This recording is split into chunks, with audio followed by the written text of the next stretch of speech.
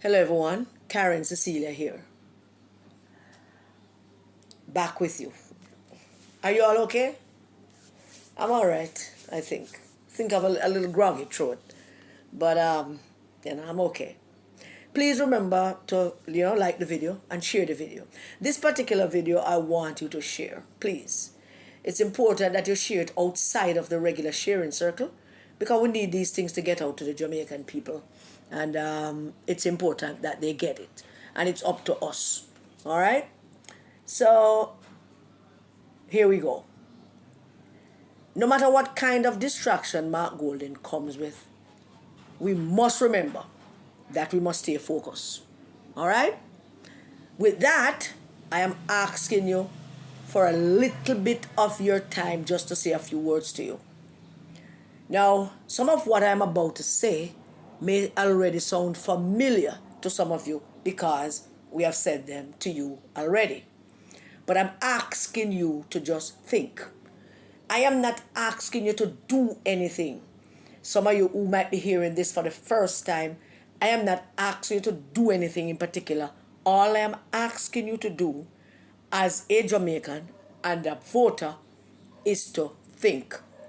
Just think. All right? Mark Golden and Peter Bunting set out to destroy the People's National Party in order to gain power. You may ask, as you listen to this, why should you care about that? Well, here's one reason why you should care. Jamaica has a two-party system that basically encompasses two main political parties. That is the People's National Party and the Jamaica Labour Party. The others that prop up every now and then have absolutely no foothold in our democratic process. We have, gotten a few votes, but that's basically all that it is. These two parties have basically dominated our political leadership since 1938. Now, our politics, like most politics across the world, is not perfect.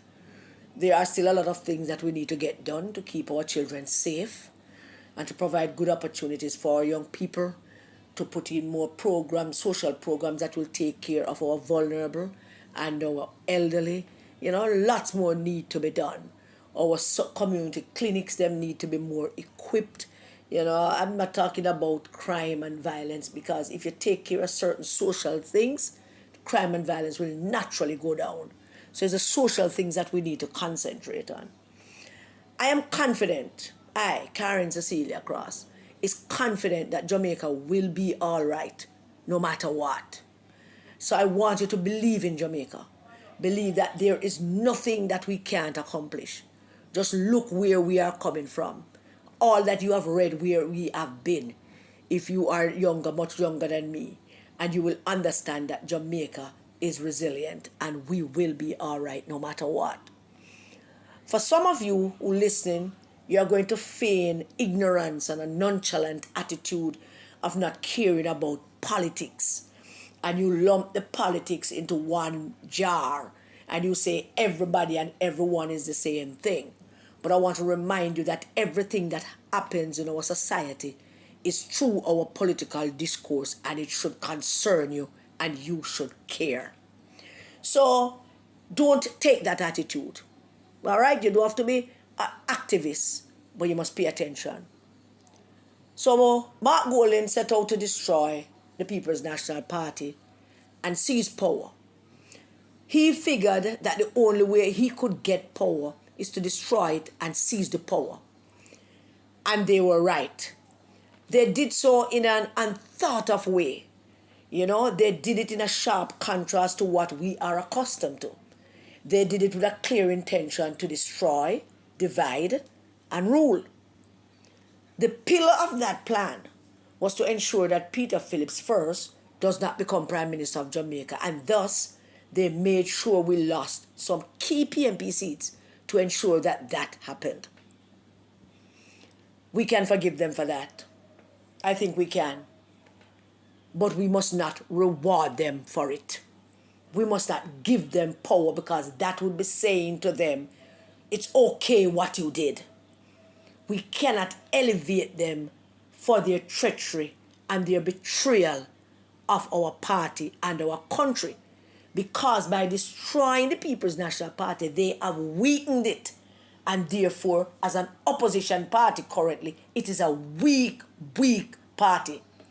They do not enjoy the love and the kind of fondness of the Jamaican people and a majority of the PNP people, because they weaken the party. In this world that we live in, we forgive people for their bad behavior. We do. But in this world that we live in, when we forgive them for bad behavior, we don't go and reward them. So, let me share something with you. Pardon me. In the hope that you will understand why it is incumbent on all Jamaican voters not to put power in the hands of Mark Golding. Not to give them the power that they seek. Not to reward them for the treachery and betrayal that they undertook in the pursuit of power and the imminent danger that they pose to this country based on what they did. So walk with me a little bit, just a little bit. Let me just walk you through some things and, maybe you'll have a better understanding of it. Former Vice President of the United States, Al Gore Jr., you remember him, the Macarena man. He wrote a book in 2006, and the book is entitled The Assault on Reason. I have had a first print copy of this book since it was published. But because everyone knows that Gore is boring, and the book is about the existential threat of climate change, the book is a very detailed book about climate change. I'm sorry I never read it before.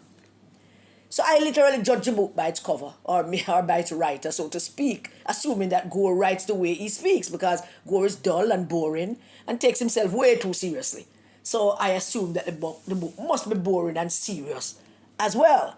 So I, just put it one side, not any immediate reading. My late Uncle Eddie read the book. When I told him I have the book, he said I must bring it, come make him read it. So he read the book. And he remarked to me afterwards, after he read the book, that Gore is brilliant, Karen. Who knew? I was kind of taken aback, because Uncle Eddie is a conservative man. I chalked up that enthusiastic thumbs up for Gore to be that Uncle Eddie was a judge and an intellectual and a man who was just full of shit. So he was just, picking it up. So this past summer 2024, for no particular reason, I finally read the book. I tell you, I couldn't put it down. If you're a reader, you know what I'm talking about. I couldn't put it down. It was not just about climate change. I mean, the basic argument, the component of the whole book is about the threat of climate change and how humans contribute to that. But it was much more than that. Gore dedicated the book to his father, Al Gore Sr. Now, Al Gore Sr., the Senate seat that Gore had in Tennessee before Clinton chose him to be vice president candidate was a Senate seat that was held by his father, Al Gore Sr., in the same district in Tennessee. And he represented that district right up until Clinton chose him to be his running mate in 1992. Gore Sr., the reason why Gore Jr. dedicated the book to his father is because Gore Sr. was an early thinker who saw the climate crisis long before it became a thing, kind of like King Charles. The introduction of the book is 23 pages long. 23 pages of introduction. And it starts like this. Bear with me. I'm about to quote to you now. And I quote, "Not long before our nation launched the invasion of Iraq, our longest serving senator, Robert Byrd of West Virginia, stood on the Senate floor and said this: 'This chamber is, for the most part, silent, ominously, dreadfully silent. There's no debate, no discussion, no attempt to lay out for the nation the pros and the cons for this particular war. There's nothing. We stand passively mute in the United States Senate.'" End of quote. Then Gore asked, why was the Senate silent? Gore asks that in the book at the end of this. Why was the Senate silent? So the first chapter of the book is titled "The Politics of Fear." And Gore writes, and I quote, fear is the most powerful enemy of reason. End of quote. Both fear and reason are essential to human survival, trust me. But sometimes reason coward and dissipate in the face of fear. And historically, fear is successful in shutting down reason, and reason becomes complicit in the face of danger.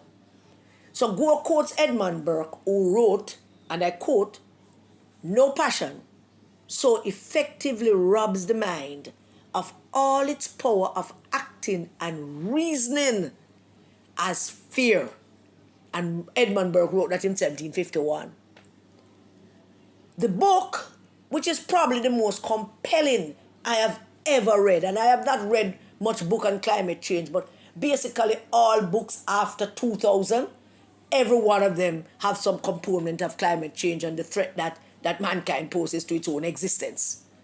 So it is probably the most compelling on the matter of our planet crisis and the danger that climate change poses to human survival and the danger that human survival also poses to the planet.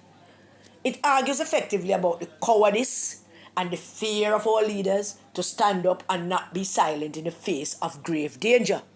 And this could be applied across the board to anything and not necessarily climate change, but everything else. LGBTQ rights, for one, standing up for our children to be safe for another, that kind of thing.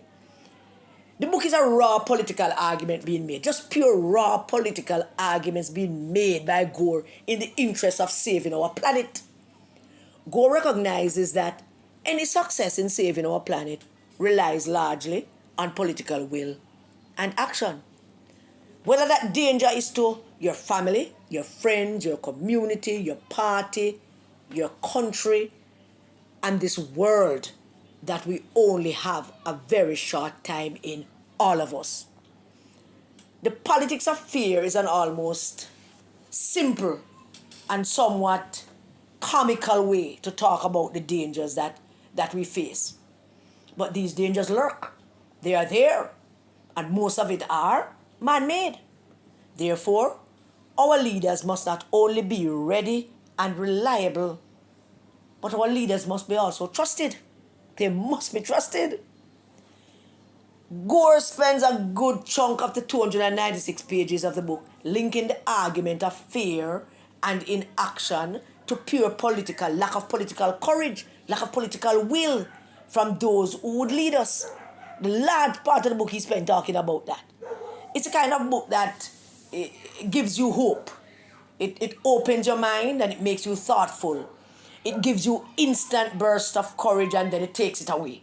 It then comforts you in enormous knowledge that it's the simple things that are counted as courageous and the fear that you might stand alone, that you might not succeed. And I have had that. I know what that is. It's deep, the book on leadership and the character of those we choose to lead us. It's a kind of book that lifts you up and then makes you question the things that you thought were not to be questioned. It's a kind of book that you know you can't fly, but you jump off anyway and hope that you're going to grow some wings. It's a really, really good book. I recommend it. Which brings me to why I share this with you. Courage is not an inborn thing. Courage is rarely inherited, rarely genetic, rarely. It is mostly acquired through honesty and character. The courage to do the right thing is hard. Believe me when I tell you that it is hard because you start thinking all kinds of things. And the first human condition about acting on courage is usually what will happen to me? And will I be alone? And will there be somebody else to back me up? So, the courage to do the right thing is always hard. Believe me when I tell you. It is hard. It is taxing emotionally and psychologically and physically. It drains you to be courageous, especially if you're standing alone or just a few of you, as in the case of the resistance where there's just 6 of us.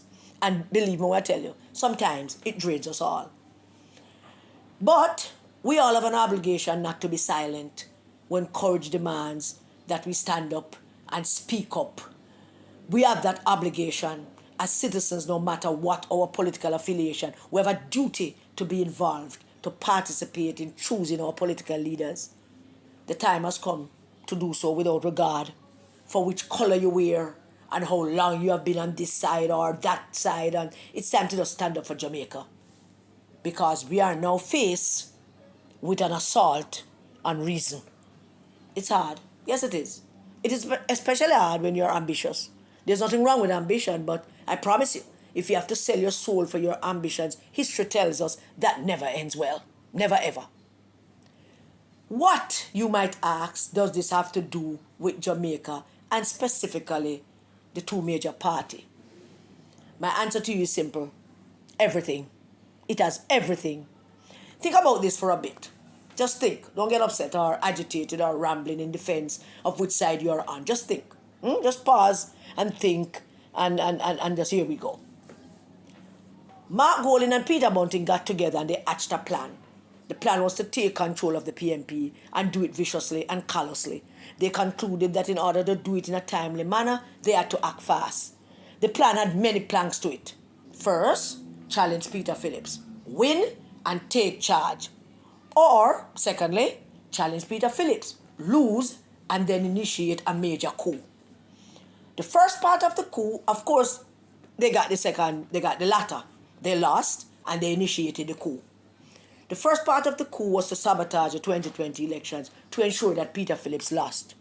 How did they do that? They went on an assault on reason. 1. Target some specific seats, ensure that those candidates lose, target the young, bright, shining stars who supported Peter Phillips. The Imani Duncan, the Crystal Thomas, Dwayne Vaz, Orton. Target Paulwell, Nita Garvey, Daly, Guy, Jackson, Raymond. Target them. How did they do this? They wrote it down. The WhatsApp leak told us all about it. In carrying out this plan, they recruited a number of persons to help them. First, their mouthpiece and bagman, Dayton Campbell, and I'm going to call him Dayton Campbell in this, not calling him anything else. They recruited Colin Fagan, Angela Brown-Burke, Richard Azan, Cian Barneswell, Omar Newell, Ian Ailes, Maureen Webber, Bobby Pickersgill, Norman Scott, Fenton Ferguson, and a host of constituency leaders and councillors to help them carry out this coup. You still with me? Okay. A coup was carried out in one of our major political parties. A group of businessmen, capitalists got together and carried out a coup in one of Jamaica's major political parties. A coup. Our system of government demands that we have a functional government and an effective and functional opposition. You with me? If that opposition proceeds to engage in treasonous behavior within its own ranks, then there is a great probability of them doing the same thing as a government. Then that probability must not escape any of us notice. We must pay attention. Now, if they got away with it then, if the citizens of this country not paying attention and give them power, then they can repeat it.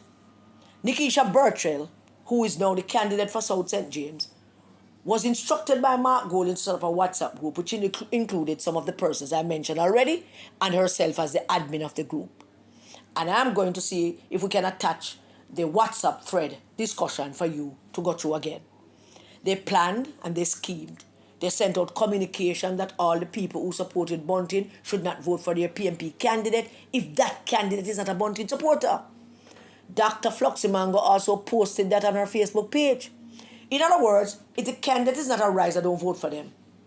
PNP people listened to them. The assault on reason was not just evident, they did exactly as they planned.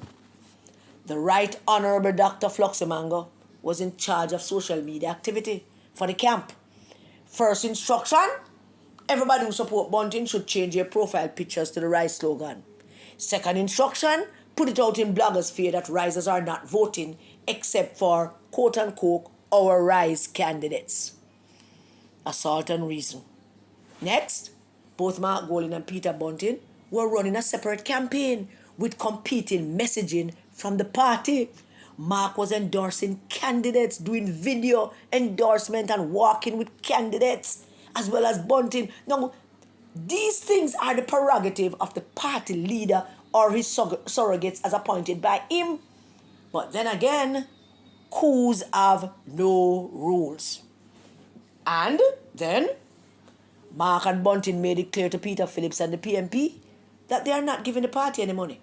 Mark said it in the WhatsApp leak, not a dollar, not a red cent for quote unquote that party. It was Norman On who stepped up and helped the candidates.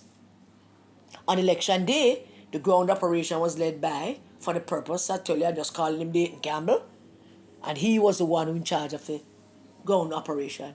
He dispatched a crew into targeted constituencies, and they in turn recruit others. They unleashed one of the greatest voter misinformation ever. They fooled the runners, drunk the runners, took away the runners' list in Central Kingston, West Rural, St. Andrews, St. James, Westmoreland, South East, St. Anne, North Trelawney, and other constituencies that were on their radar. It was aimed at specific persons for the PMP to lose those seats. So when the coup is successful, those seats would go to their top risers. As is evident now, Dayton can get Luther Buchanan's seat without Luther have a chance back to get back his seat, because that was the plan. They had Lawrence Rowe in Central Kingston, Dayton Campbell in East Westmoreland, Ian Ailes in West Westmoreland, Omar Newell in Central St. Mary, Zuleika Jess in North East St. Elizabeth, Nikisha Burchell in South St. James, Alfred Doss in South East St. Catherine. Reward them top people with safe PMP seat that they helped to lose. There was a different plan, of course, of Paulwell. They intended to and carried out a different operation to get rid of him. And we know what that is already. I'm going to talk about that again, but not in this one. The world knows what that is now. And that was a specific plan to be undertaken by the Burkes, because it is through the grace of God that Philip Paulwell is still standing and thriving. In the case of Lisa Ann and South East St. Anne, that was also a special plan and an operation that started way before the coup. They were having meetings on Wizzy Farm down in St. Anne, planning how to get rid of Lisa. They had several meetings in several places, and they had caterers. They did. Yes, dear, they had caterers. And one of the persons working with caterer, overhearing the conversations that they were having, decided to record them. There are 4 different recordings of those meetings, with all of them talking and planning how to make Lisa lose. Angela Brownberg, Paul Burke, Bunting, Dayton, Pickersgill, the councillors, Garnet Roper, a whole host of them. The young woman who have those tapes blackmailed Bunting with the recordings. Those recordings will see the light of day before this election. They convinced PMP voters not to go and vote. Because, we win already, man. Your one vote don't make no difference, man. As was uttered by former councillor Lydia Richards, and I'm not going to call her about her other colourful names. Lawrence Rowe was the man in charge of Region 3, under instructions from Angela Brownberg. He voted for the GLP candidate and boasts about it. He convinced runners to give up their list, and they did it in exchange for money and liquor. One single woman posted videos, dancing, boasting, throwing money in the air, singing, "Bunting dirty money, and me make Dwayne Vaz lose." She was euphoric that she got paid to sabotage a PMP candidate and him lose. An assault on reason. Next, they went to the NEC meeting after we lost the elections, and they treated Peter Phillips like a common dog. Peter David Phillips, who have made more contribution to this country than all of them combined, because all they have ever done is reap and rape. At the NEC at the conference center, Mark Golding came in with busloads of people in t-shirts saying "Mark for leader." Some of the Rise middle leaders disrespected Peter Phillips in support of a coup to overthrow the leader and seize power. An assault on reason. Then there is this. They took power and proceeded not to unite, not to bring together. No, they went further to undermine those in positions that they don't like, or who never supported them, or whose seat that they wanted. They sidelined those who have a voice that is not in line with theirs. They removed those who disagree with them. They targeted those who enjoy enormous support from the PMP base, like Lisa Anna and Philip Paulwell. They dehumanized and humbled into submission those who seek to be part of our parliamentary life, like Raymond Price and Damian Crawford, of course. Them take them in back now and butter them up and Now them have. But before that, they rendered them literally speechless. That was the assault on reason. They proceeded to tear down and throw out the democratic norms and principles of the People's National Party. They changed the constitution to enshrine their own power. And then Mark Golding instigated a group of Jamaicans in the diaspora to protest, badmouth, and embarrass Jamaica on foreign soil, to tarnish the good name of the country, to target the Prime Minister of the land. The same job that he's seeking. Now you tell me if that is not a treasonous act. And then there is this. Mark Gold is a British-born citizen with a British passport. He has had a British passport since he was a child. He kept renewing it in allegiance to Britain. He renewed it in 2004. He became a senator in 2007. He kept it and never disclosed it. He became a Minister of Justice in 2011, and for the first time in almost 50 years old, he went and got a Jamaican passport. But then, while he was minister in 2014, he went and he renewed the British passport again in allegiance to king and country. And then, there is this. He now wants to change the constitution so that Jamaicans who are United States citizens, Canadian citizens, British citizens, citizens from Timbuktu and Isle of Nowhere to be able to be senators and sit on boards in our country. He said that and never told us that he himself has a British passport and that he was born in Britain. He has lied consistently to the Jamaican people. He said he doesn't want to give up his British heritage because that's his country. So now, here we are, the assault on reason. I hope you're still thinking. I hope you're still thinking. I have laid it out for you in simple terms, in as simpler terms as possible, as my basic school education would allow. So let's now remove the assault and talk about reason. The reason that I'm presenting to you, the job that you have. What is your reason? What is your reason? What does Jamaica mean to you? Does it mean anything to you who your leaders are? We go back to what we're talking about, the politics of fear. Because they have rendered some people speechless or courageousless because of fear. Fear of being targeted, fear of not getting this, fear of not getting that. It's time to stand up for our country. It is time to stand up for our country. Do you believe that traitors should be rewarded?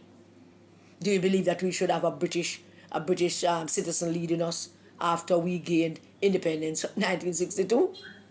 Do you believe that we should go back instead of moving forward? Do you believe that saboteurs and underminers and traitors should be rewarded?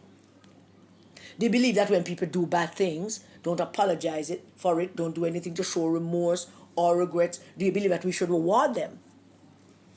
Do you believe that? So you have to answer those questions for yourself. And when you answer those questions, it is the answer that's going to lead you to the action that you need to take. It is your answer.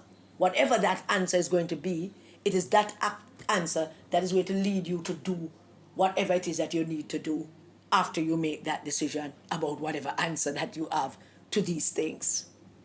Jamaica needs you. Jamaica needs every one of us. Everybody. Sinners, pastors, Christians, thieves, everybody. Jamaica needs us. Jamaica needs us to have courage. Jamaica needs us to stand up. Jamaica needs us to be reasonable. Jamaica needs us to be brave, because it requires bravery and courage to do what needs to be done. Share this to people who you believe needs to hear this. And let us all come together to make sure that Mark Jefferson Golding is not Prime Minister of this country. Thank you so much for listening to me rant. God bless you all. Stay safe, everybody, and please do keep your children safe.